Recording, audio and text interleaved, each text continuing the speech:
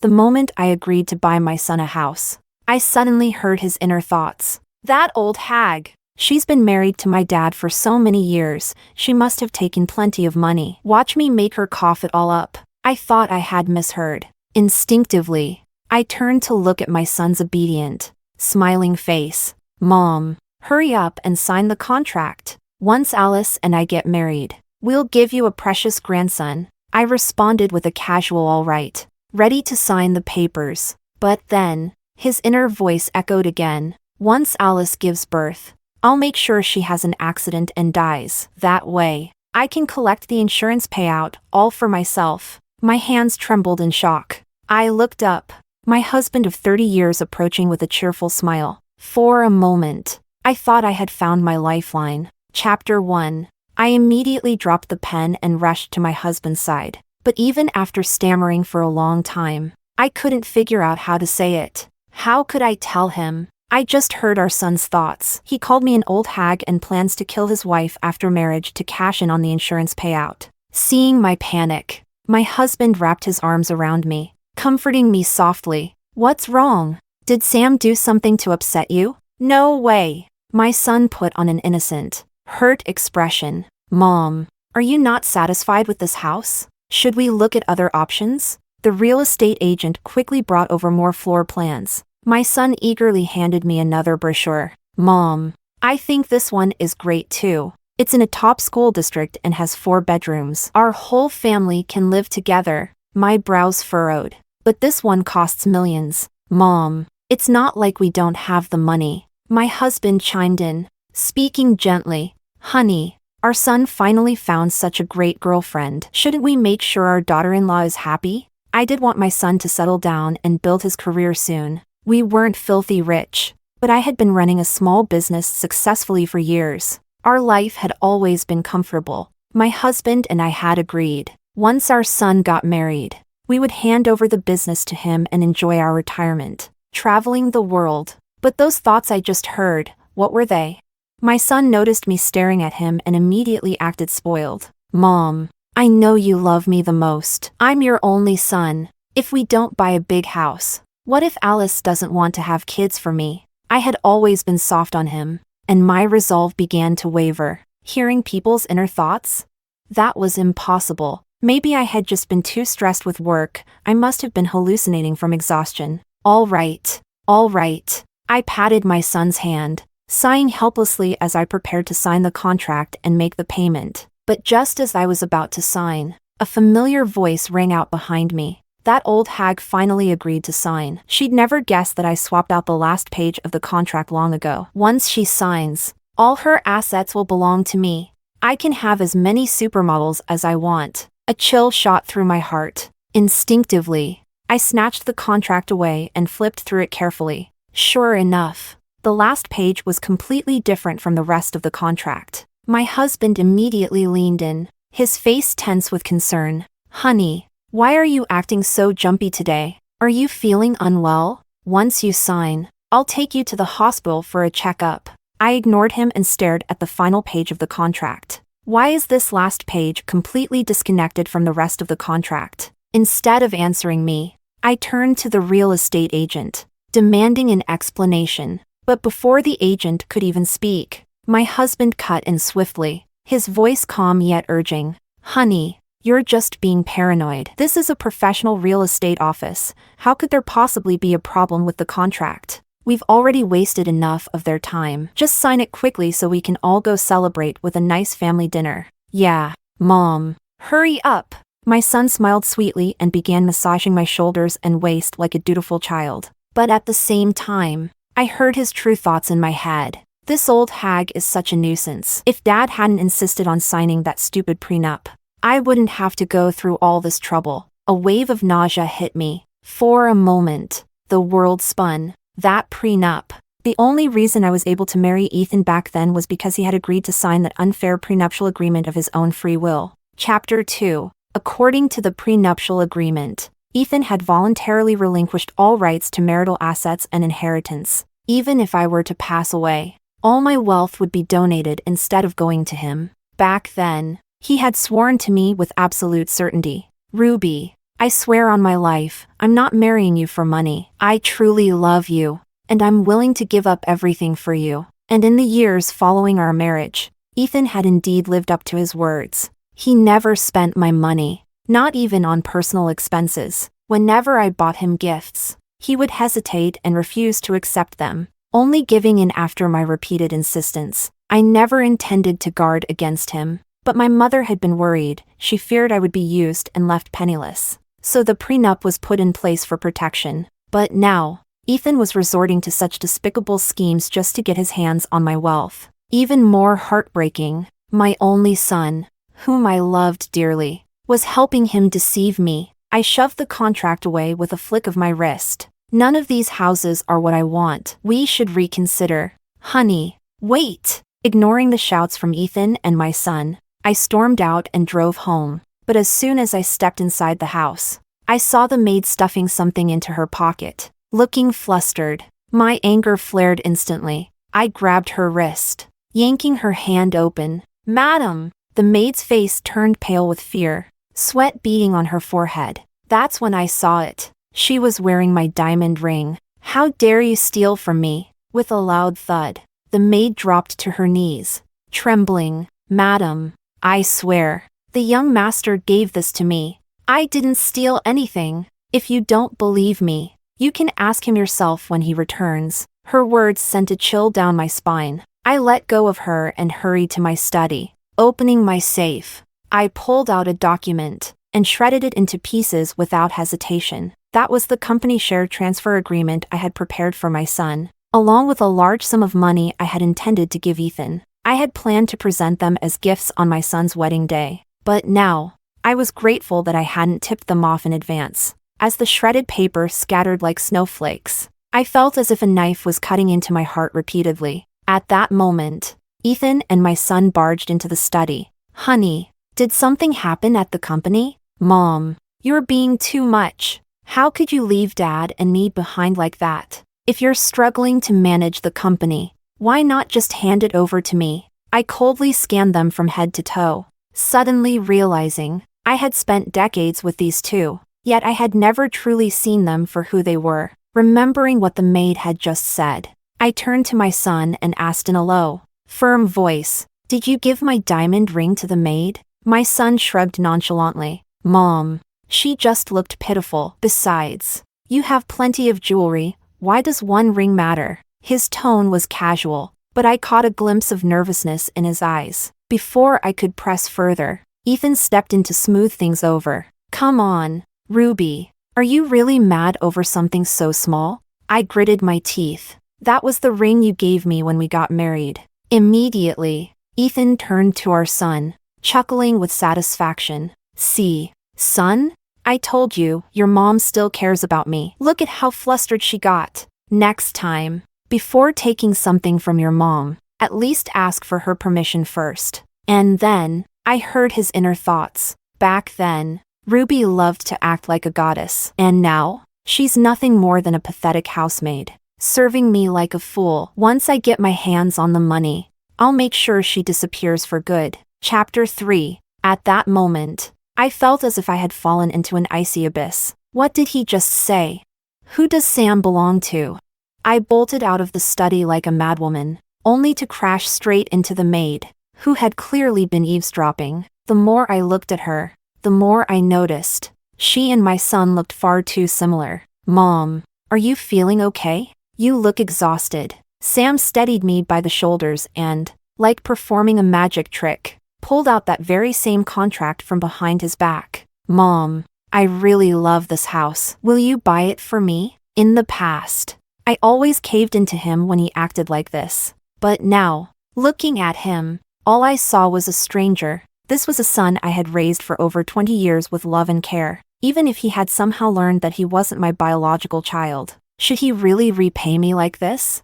I feigned affection, gently patting his head while secretly plucking a few strands of his hair. "Mom just remembered an even better house. How about I take you to see it another day?" Sam's eyes lit up instantly. "That's amazing! Thanks, Mom." Father and son exchanged a relieved glance, finally feeling at ease. I ignored them both, grabbed my car keys, and drove straight to the hospital. I had only one thought in my mind. I needed to confirm the truth. Was Sam really my son?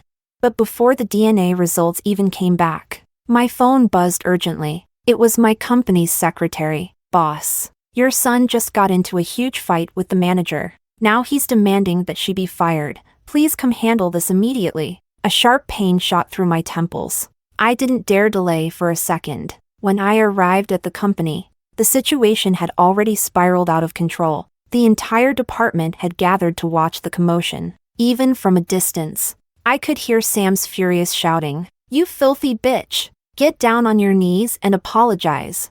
Who the hell do you think you are, just because you're a manager? You're not even 30 yet. A woman like you, there's no way you got promoted without sleeping your way up. My mom might be easy to fool, but I know exactly what kind of slut you are. How dare you slander me? You were the one who deliberately touched me first. This is sexual harassment. You should be grateful I only slapped you." The manager's face was flushed with rage, her eyes bloodshot with fury. But Sam didn't take it seriously at all. "Listen up, this company belongs to my mom, which means it's mine. I do whatever the hell I want. And right now, I want you gone. Pack your things and get the hell out." His words sparked outrage. The manager was exceptionally competent. With strong leadership skills, I had always entrusted her with important responsibilities. Our company had a positive and professional work culture, and there had never been any gender discrimination. But now, Sam's words suffocated everyone, filling them with dread about the future work environment. "Maybe you should just apologize, manager.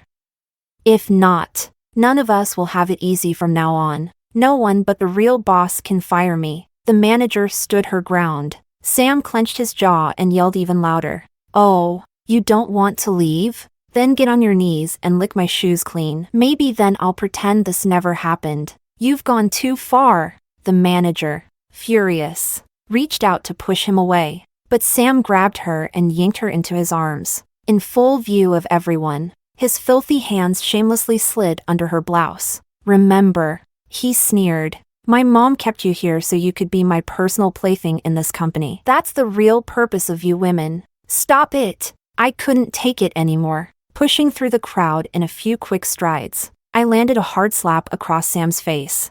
"Who gave you permission to run wild in this company?" "Mom. She seduced me first." Sam clutched my wrist, his face full of exaggerated grievance. "Mom." Back in the break room, she was the one who bent over in front of me on purpose, sticking her ass out. Chapter 4, Boss.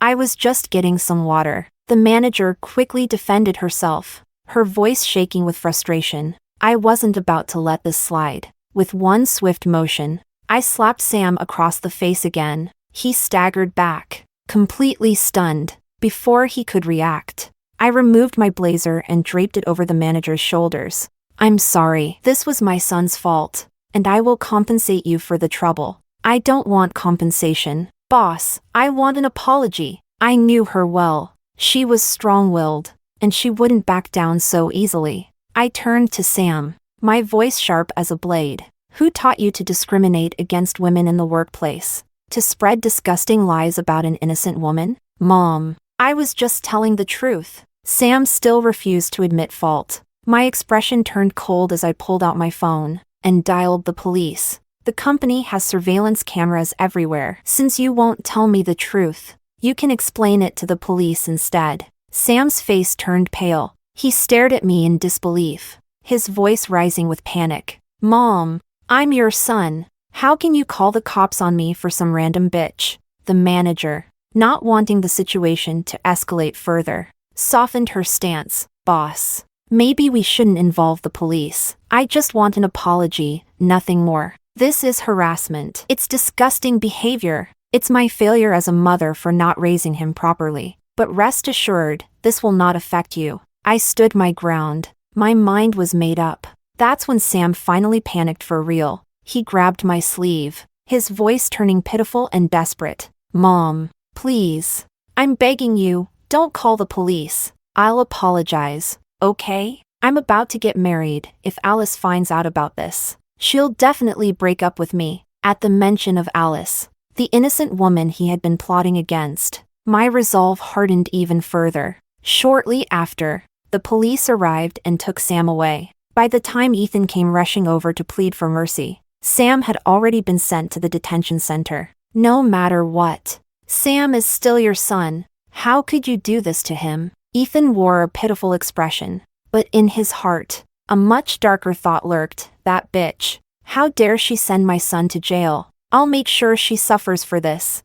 I pressed my lips together in a faint smile and casually tucked the paternity test results into my drawer. Neither father nor son knew that I had already confirmed Sam was not my biological child. The thought of my beloved husband having an affair behind my back and even swapping out my baby filled me with an uncontrollable rage. I wanted to make him pay with his life, but I couldn't act recklessly, not until I found my real son. This was Sam's fault. He deserves to be punished. Besides, he doesn't even need to work, so this won't affect his future. Ethan finally calmed down. You're right, but I just can't stand to see our son suffer. Why don't you sign the property contract now? When he gets out, we'll surprise him with a new house. That way, he'll forgive you. I let out a cold laugh. If he can't forgive me, he's welcome to leave home and make it on his own. Ethan stiffened. Sensing that I was truly angry, he quickly switched tactics, coaxing me in a gentler tone. Come on,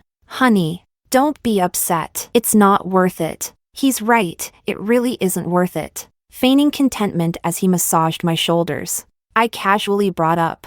That nanny, Ruby, has been with us for quite a while, but I don't trust her. I think it's time to let her go and find someone new. Ethan's hands suddenly froze mid-massage. Honey, why are you suddenly talking about replacing her? She's struggling financially, raising a child all on her own. If we fire her, we'll be cutting off her only means of survival. My eyes widened in an instant. You said, she has a son too? Chapter 5. Ethan nodded confidently, showing no fear of being exposed. She's still in college. Don't take it to heart. Baby, I'll buy you an even bigger and more beautiful diamond ring in the future. Sure. I suppressed the storm brewing inside me, pretending to believe his empty promises, and casually dismissed him. Then, I immediately arranged for an investigation into Ruby's family background. But before I could even set everything in motion, Ethan suddenly returned. His sharp gaze locked onto me. I calmly put down my phone.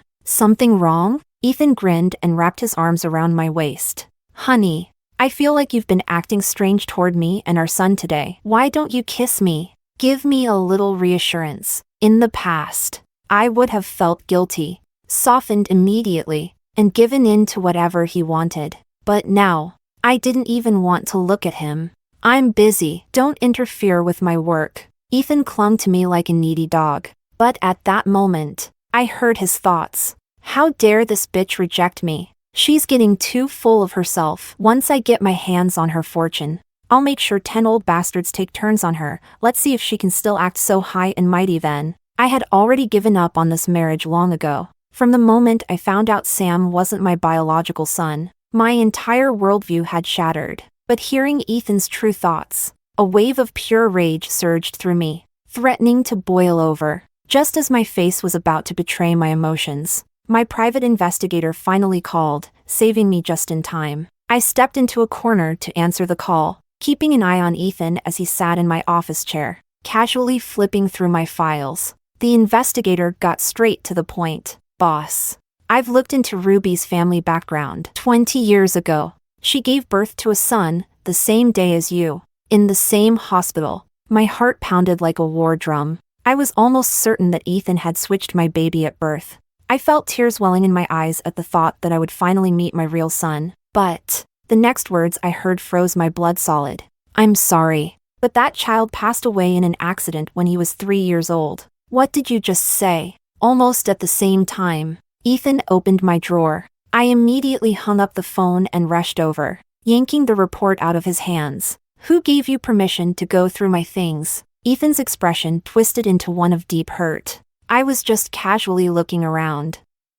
I didn't realize we had secrets between us. I sneered inwardly but grew more impatient on the surface. Just leave. The company has been busy lately. Don't come looking for me here. Honey, I really know I was wrong. Get out! I flung open the office door, showing no mercy. In the end, Ethan backed down. Fine, I'll wait for you at home. I silently watched his retreating figure. The moment the elevator doors closed, I heard his inner voice loud and clear. If she won't behave, I might as well just kill her myself. I didn't hesitate. I immediately called the private investigator back. Find out how that child really died. And I want a full investigation into Ethan and Ruby's past. But I never expected that the deeper I dug, the more horrifying the truth would become. As evening fell, the investigator sent me the results. Alone in my office, I sat frozen in place, staring at a 30-year-old police report. My mind went blank. The record stated that on the night before my wedding to Ethan, Ruby had called the police. She had accused Ethan of breaking into her home and raping her. Chapter 6. By the time I returned home, the room was pitch black. Before I could turn on the lights, Ethan suddenly wrapped his arms around me from behind. His familiar scent invaded my nose, overwhelming my senses. I instinctively struggled, but I couldn't break free. So instead, I forced myself to remain calm. Honey, why haven't you turned on the lights? Ethan's voice was low and husky, carrying a trace of resentment. Don't you think it's been a long time since we've had a proper husband and wife moment? My entire body went rigid. Before I could react, his hands started roaming, impatiently tugging at my clothes. The maid has gone home, and it's just the two of us here. You've been neglecting me for too long. Sweetheart, it's time you made it up to me. So that's it. Ethan was suspicious of me. Ever since we reached middle age, we had rarely been intimate. I was always buried in work, while Ethan was constantly attending social gatherings and drinking parties. Though his attitude toward me never changed, I had often wondered if he was simply losing interest. But now, I finally knew the truth. After all, my wonderful husband had been thinking about all those young models. Hadn't he? And maybe tonight was the perfect opportunity. I pushed him away and unbuckled my belt with a slow, deliberate motion. Honey, since our son isn't home tonight, I feel like trying something a little thrilling. For the first time in a long while, Ethan's interest was piqued. He licked his lips, his dark eyes gleaming with excitement in the dim light. Oh, and what do you have in mind? I guided him to the couch, gently pushing him down. Then, I wrapped the belt around his wrists, securing them tight, loop after loop. My sharp stiletto heel traced slow, teasing circles against his lower abdomen. I could feel his body reacting. I knew him well. I timed everything perfectly, waiting until his desire had reached its peak. And then, I stopped, and with one merciless kick, I slammed my heel straight into his groin. Ethan let out a piercing scream, doubling over in pain. He lost control,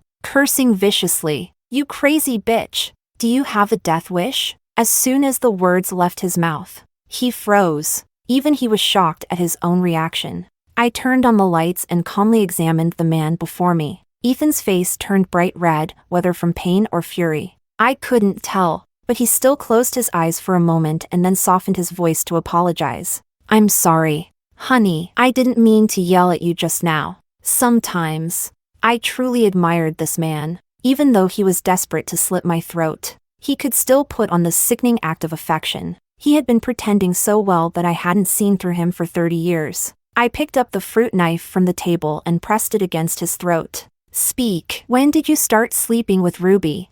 I didn't. Ethan denied it instinctively, so I kicked him hard between the legs. His face instantly turned purple from the pain as he clutched his abdomen, gasping for breath. Honey, you're really misunderstanding. I swear, I've only ever loved you. If you don't tell me the truth, we're getting a divorce, and Sam will stay with you. Ethan's entire body trembled violently. Even his groans of pain stopped. The living room fell into dead silence. After a long pause, Ethan suddenly dropped to his knees with a heavy thud. I'm sorry. Honey, she seduced me first. I couldn't resist the temptation. But I swear, it only happened once. Oh, look at that. Like father, like son, both of them used the exact same excuse when lying. I turned on the lights and calmly examined the man before me. Ethan's face turned bright red, whether from pain or fury. I couldn't tell, but he still closed his eyes for a moment and then softened his voice to apologize. I'm sorry. Honey, I didn't mean to yell at you just now. Sometimes. I truly admired this man. Even though he was desperate to slit my throat, he could still put on this sickening act of affection. He had been pretending so well that I hadn't seen through him for 30 years. I picked up the fruit knife from the table and pressed it against his throat. Speak. When did you start sleeping with Ruby? I didn't. Ethan denied it instinctively, so I kicked him hard between the legs. His face instantly turned purple from the pain as he clutched his abdomen, gasping for breath. Honey, you're really misunderstanding. I swear. I've only ever loved you. If you don't tell me the truth, we're getting a divorce, and Sam will stay with you. Ethan's entire body trembled violently. Even his groans of pain stopped. The living room fell into dead silence. After a long pause, Ethan suddenly dropped to his knees with a heavy thud. I'm sorry. Honey, she seduced me first. I couldn't resist the temptation. But I swear, it only happened once. Oh, look at that. Like father, like son, both of them used the exact same excuse when lying. Chapter 7. But of course, I had to choose forgiveness. To win me over. Ethan fired Ruby the very next day. Then, he pampered me like a queen, treating me as if I were a deity. But I knew him too well. He wouldn't be able to keep up the act for long. He was panicking, terrified that I would uncover the truth about Sam. That Sam wasn't my real son, which meant he would definitely try to get rid of me before Sam got out of jail. Conveniently, our wedding anniversary was just a few days away. Ethan personally prepared a grand meal, cooking all of my favorite dishes. He even opened a rare bottle of vintage wine. I played along, leaving work early to come home as the perfect, unsuspecting wife. As I sat at the dining table, our gazes met. Ethan's eyes shone with eager anticipation. A mischievous thought crossed my mind. I decided to toy with him a little. I picked up my wine glass and brought it to my lips, but deliberately hesitated, not taking a sip. Just as I expected, his thoughts burst into my mind like a sickening whisper. Drink it, you old hag. The moment you're drugged, I'll force you to revoke that damn prenup. Otherwise, I'll let 10 filthy old men take turns ruining you tonight. I raised an eyebrow and set the glass down. My stomach feels a little off. I'll eat some food first. Ethan immediately slid a dish toward me. Here, try this. I made it just for you. Tell me if my cooking is still as good as before. I picked up my chopsticks, but just as I lifted a bite of food, I heard him again, as if I'd actually want to serve this old hag. Every single thing on this table is drugged. There's no way she's getting out of this. I set my chopsticks down. Aren't you going to eat? Ethan's expression stiffened. For the first time, I saw genuine nervousness in his eyes. I just want to make sure you like it first. If you don't, I can make something else. I leaned back, crossing my arms, smiling sweetly. Why don't you have a bite first? Come on, honey, taste it for me, won't you? I already knew. There was no way he could refuse. After all, it was just an aphrodisiac. It wouldn't cause him any serious harm. Ethan took a bite without hesitation. I watched as his face quickly flushed red. Just as I was about to tie him up and force a confession out of him, something unexpected happened. Ethan suddenly collapsed backward, hitting the ground hard. From that moment on, things spiraled out of control. I tried every method I could think of, but no matter what I did, he wouldn't wake up. Realizing the severity of the situation, I immediately called an ambulance and had him rushed to the hospital. The doctor's diagnosis stunned me. Ethan had already taken another medication before ingesting the aphrodisiac, which caused him to go into sudden shock. My heart clenched in alarm. Ethan was extremely cautious about his health. He would never recklessly take any medication. Should we call the police? My secretary, noticing my uncertainty, hesitantly suggested. No need. This was something I needed to handle personally. As I turned around, my eyes met Ruby's gaze. Her expression was firm, unwavering. You don't have to go looking for me, she said calmly. I just wanted to see for myself whether he was really dead. I quickly pulled her into a corner. What you did is illegal, I whispered sharply. Ruby clenched her jaw. But when Ethan broke the law, no one punished him either. A single tear rolled down from the corner of her eye. Just that afternoon, Ethan had thrown Ruby out of his house. Immediately after, my people had picked her up and brought her to me. I decided to lay everything out on the table and have an open conversation with her. And that was how I finally uncovered the truth. Years ago, Ethan had relentlessly pursued Ruby for 2 years but never managed to win her over.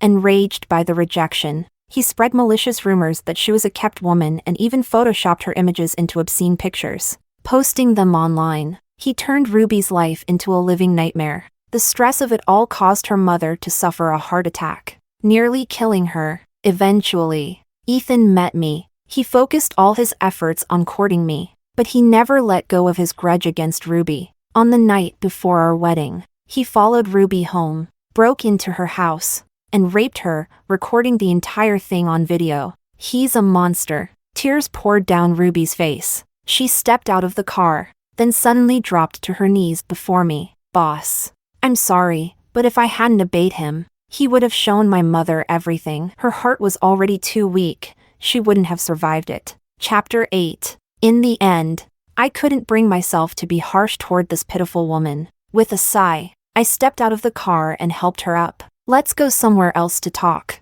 I drove us to the beach, a place vast and silent, where only the sound of the waves remained. Finally, Ruby gathered the courage to speak about her dark and painful past. That night, I called the police. She began, but they told me it was just a relationship dispute. Just because he had pursued me for 2 years. They assumed we were a couple, so all Ethan received was a simple warning. My hands clenched into fists. But the video he had, it was like a ticking time bomb. I had no choice but to obey him. She lowered her head, her voice trembling. Then I found out I was pregnant. Ethan arranged for me to give birth at the same hospital as you. At this point, she suddenly fell to her knees again, bowing repeatedly as she sobbed. I'm so sorry. I failed to protect your child. My chest tightened painfully. The one question I had always feared asking finally escaped my lips. How did my child die? I wasn't sure I even wanted to hear the answer. But no matter what, I needed to know the truth. My child could not be left to die in vain. Ruby was sobbing uncontrollably, her words breaking apart between gasps. I was struggling to raise a child while also taking care of my sick mother. I had to work, but because of Ethan, I was expelled from school, with no degree. I had no choice but to take labor jobs, working from dawn till dusk. By the time I got home, your child was already burning with fever, his tiny face red and swollen. Her voice trembled violently. The fever led to multiple infections, and then, my vision blurred, my ears buzzed, and my body went numb. An invisible hand seemed to claw at my heart, ripping it apart over and over again. Ruby kept kneeling and confessing her guilt. But what could I say? As a woman, I understand her struggles. I can't bring myself to blame her for indulging Ethan, but I will take all of this out on Ethan. I held her, as if making a promise to her, and yet also seemed to be telling myself, don't worry, I will make Ethan pay the price. But at that moment, I never expected Ruby to be foolish enough to take action herself. For such a beast, it's not worth sacrificing your whole life. But Ruby looked at me with unusual determination. I know he will harm you today. Rather than letting him kill you or forcing you to act, I'd rather get my hands dirty alone. As soon as the words left her mouth, the lights in the operating room instantly went out. The doctor came out with news that was neither good nor bad. The patient has been stabilized, but further observation is needed. The secretary was overjoyed, and she turned to look at me, but in an instant, her eyes widened. By the time I realized something was wrong and turned to follow her gaze, Ruby had already rushed forward and plunged a knife into Ethan's chest. Ethan died instantly. Doctors and nurses, realizing what had happened, quickly pinned Ruby to the ground. The surroundings were chaotic and noisy, but all I could hear in my ears was a buzzing sound. And in the end, Ruby's final words unexpectedly reached my ears. This is what I owe you. Now it's paid. I can go meet my mother. It turned out that on this very night, Ruby's mother had received the rape video that Ethan had sent, and she suffered a heart attack and passed away on the spot. Chapter 9. After Sam was released from prison, there was only time to collect Ethan's body. I told his girlfriend, Alice. Everything. And she decisively broke up with him. In an instant, he went from being the pride of the world to having nothing. After the cremation, Sam knelt in front of me and admitted his mistakes, hastily throwing all the blame on the already dead Ethan. It's all my dad's fault. He's the rapist. He's playing both sides. But this has nothing to do with me. I'm your biological son. Mom, you can't abandon me. Our relatives also tried to calm me down. The kid is innocent. After all, Ethan had already done those wrong things before Sam was even born. Hope appeared in Sam's eyes again. Right, Mom. The one who's wrong is my dad. No, he's not my dad. He's just a beast. Don't involve me. I've always listened to you. Listened? Looking at him in this pathetic state, if I couldn't hear his inner thoughts, I might have been deceived. From the moment he appeared at the cremation site, his mind never stopped cursing me. Old witch, colluding with that slut to kill my dad. I'll get revenge on him sooner or later. I have contacts with those old men. Just wait. I'll continue executing my dad's plan. Don't think your life will be easy.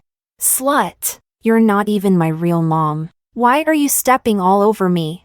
I slowly recited the words from his heart, and with every word I spoke, his face grew paler, until it became almost transparent. So, you've always been able to hear me. I didn't reply. His expression turned cold instantly, and without caring about the people around him trying to stop him, he pulled out a fruit knife from his pocket and lunged at me. Die. So you've been playing me all along. I scoffed and didn't dodge or move. The next second, several men in black rushed in and pinned Sam to the ground. I took the paternity test report out of my pocket and, taking the opportunity, held it up in front of the relatives. As you can see, Sam and I have no blood relation. He's just the evidence left behind by his father when he was a rapist. From now on, I have nothing to do with him. Not a single cent. Sam stared at me with hatred, wishing he could tear me apart. You can't do this to me. I'm the only heir.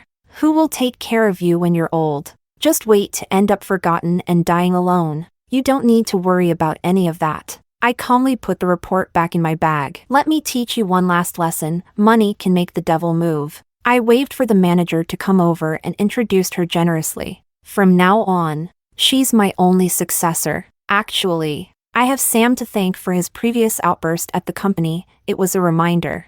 I'd worked so hard to create a wonderful environment for women in the workplace, and I couldn't let a man ruin it. Rather than letting the company fall into the hands of some unknown man, I'd rather entrust it to the most trusted woman I know. It's impossible. Why should she inherit? She's just a stinking woman. Sam was still cursing in frustration. This time, I didn't have to lift a finger. The manager slapped him across the face. I've wanted to say this for a while. Your mouth stinks. Did you just eat shit? I knew he was so arrogant only because he had one more thing than women. Sam had offended too many people in the past because he had money. Now, all I had to do was give a slight hint, and people would come to handle it for me. Before I boarded the plane to South City, the manager called me. Boss, we just received news that Sam's genitals were cut off and thrown into the drain. I'm afraid they can't be reattached. All right. Now it's time for him to fend for himself. Didn't he always say that the greatest role of women was to satisfy men's physical needs? Well, now he couldn't even be considered a man anymore. He should go and do what he was meant to do. This child's future is bright. As I boarded the plane, carrying the fortune I had accumulated over a lifetime, I began my world tour. My future is also bright.